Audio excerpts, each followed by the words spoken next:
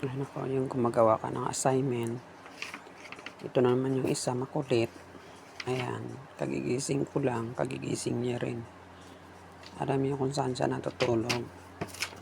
Kung hindi siya makatulog sa paa ko, doon yun siya sa taas. Ayan, kasama si Po. Ayan, doon yun siya sa taas. Ngayon, mag-start ako magawa ng assignment. Dito na naman siya nangungulit sa harap ko.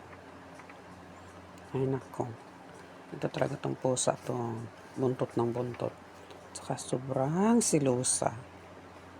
Grabe, binubugbog niya yung isang pusa. Pag yung isang pusa lalapit sa akin, talagang bugbugin niya talaga. Aawayin at aawayin niya talaga.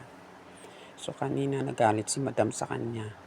Sabi ni madam, kunin mo nga itong pusa mo, Josie. Lagay mo sa kwarto mo kasi bugbog sarado yung isa. Ayan.